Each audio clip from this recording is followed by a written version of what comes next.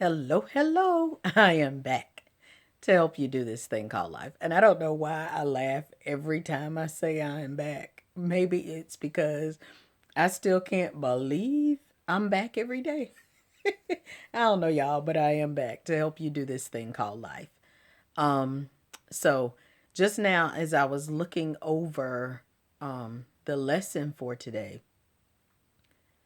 I thought about, I flipped back to what yesterday's lesson was about. And it was talking about part of it was the rejection that Jesus endured. And as I was looking at today's, like, wow. So if you endure rejection, right? And the rejection doesn't kill you.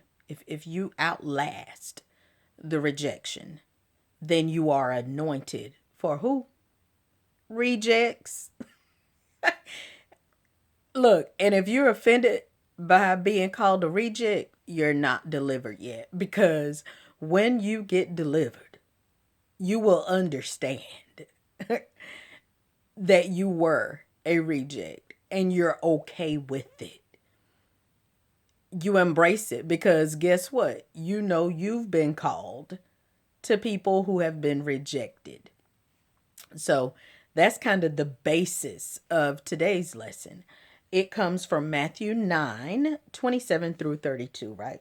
So it says, oh, I'm sorry. I'm putting a cart ahead of the horse.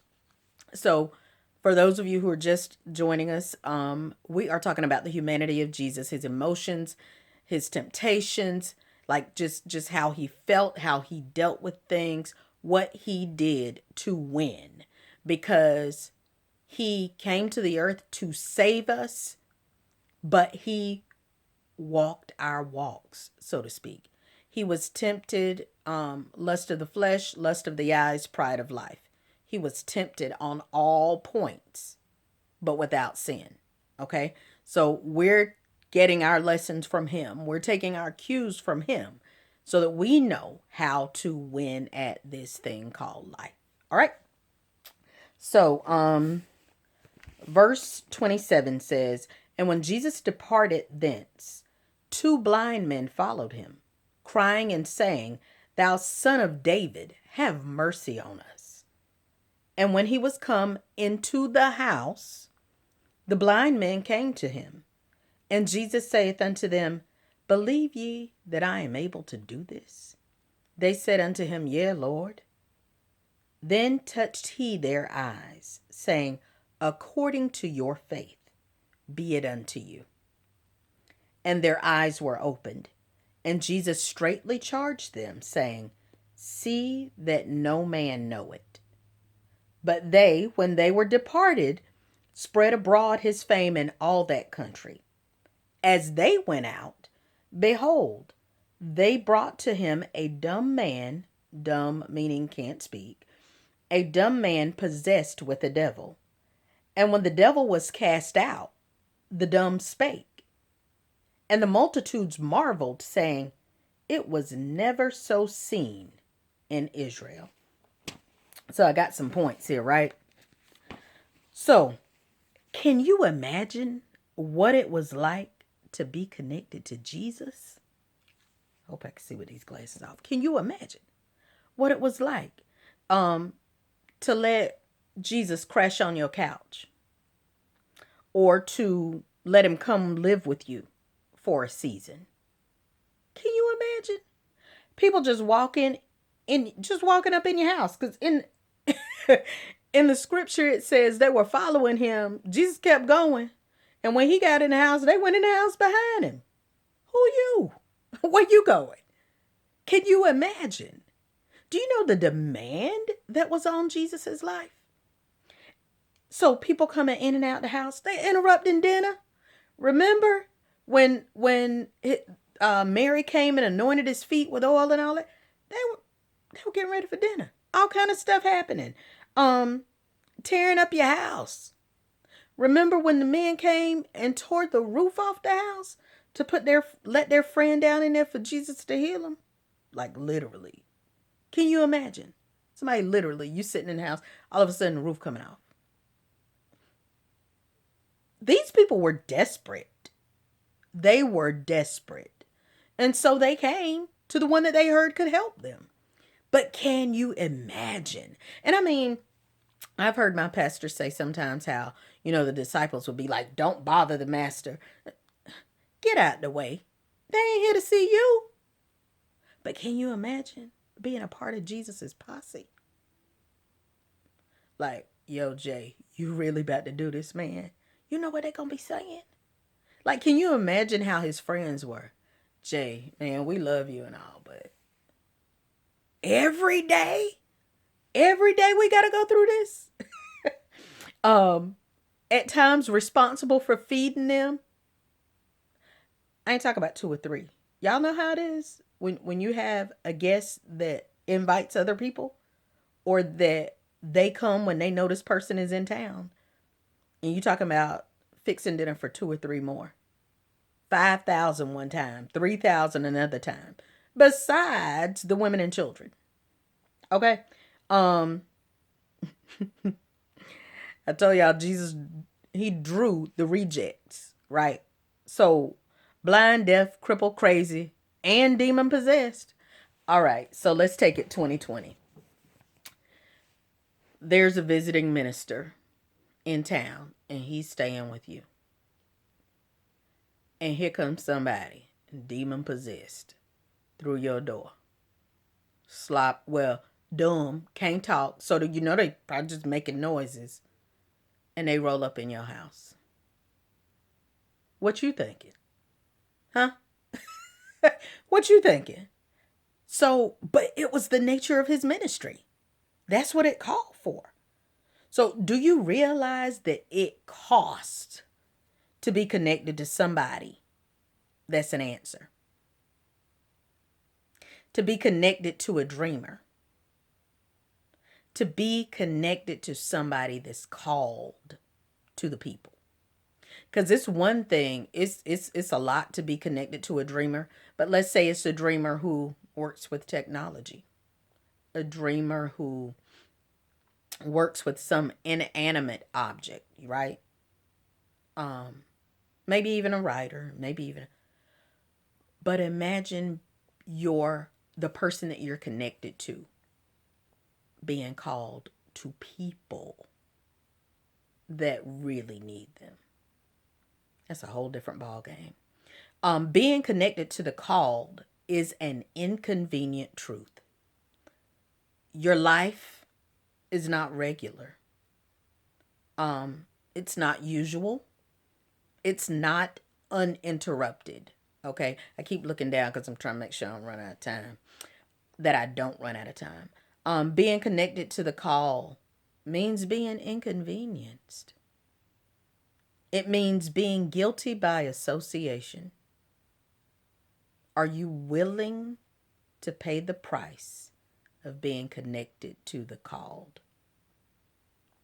And I grappled with whether or not I was going to share this testimony just real quick. I remember years ago, it's been 16 years ago now. Wow. Right around this time of year. Man. God told me to take in one of my students to live with me. I did not know her beyond the classroom. I did not know her family. She was not from here. And God told me to take her in. I knew I heard him. And my sister, my god sister, we live in the same house. My obedience to God affected her life. But she trusted me enough. She trusted the God in me that if I said God said it, she was right there with me. Do you know what an inconvenience that was? Do you know how that disrupted? And it's not even negative, it's just real. Whenever another person enters your personal space, your home, everything changes. I don't care how good a roommate or tenant or whatever, it changes everything. She didn't fight. She when she met this young lady who's my daughter 16 years ago was the day that I flew to, because she went back to New York and then I went and got her. It was the day that we came back from New York and she was walking in the house to live here. That's when my sister met her. That takes trust. That takes sacrifice. And what I'm saying is that being connected to the called, it costs. It costs you your convenience. So, yeah. And I thank God. I thank God. I thank God for her. Because I would have had to obey God. But God knew her. He knew her. He knew her when he told me. And I'm just grateful that he worked with her heart and that she trusted that I heard God. Okay, shout out to you, Cricket. God bless you, sister. So then, if you are the called, have you prepared the ones in your corner for what's to come? Have you told them the good and the bad, or the good and the challenges of being connected to you? Have you? If you're believing that God is taking you to the masses, if you believe that you're going to be in demand, have you prepped the people that are in your life who are going to be there for a lifetime? Because you owe it to them to tell them your dreams. You owe it to them to tell them what you believe God is going to do in your life. Okay? And I don't know if I asked you this, but have you thanked them? Have you thanked them? Because you owe them that appreciation. Don't be focused on who left. I heard my pastor say this. I heard T.D. Jakes say this. I've heard it before. Don't focus on who left. Don't be so focused on them that you don't appreciate the ones that stayed. Because it costs not to walk away when the going gets rough. Okay? And then answering to your call for real is inconvenient. Are you willing to pay the cost associated with the call? Yeah, I know this one's a little longer than most have been lately. I make no apologies. I make no apologies. You better count the cost. The word says count the cost. Count the cost associated with your call. And my prayer is that you will still say yes. That's my prayer. Because that's why you're on this earth, is with purpose in mind. But do yourself a favor. You count the cost, and then you let those connected to you know how much it costs. For the ones that leave, they weren't meant to stay. But for the ones that stay, man, love them deeply. Okay? This has been One More Minute with Marcy. I will be back tomorrow with another moment of momentum producing motivation. Until then, stay encouraged. And remember, you got to flutter before you can fly. But flying is in your future. Love y'all.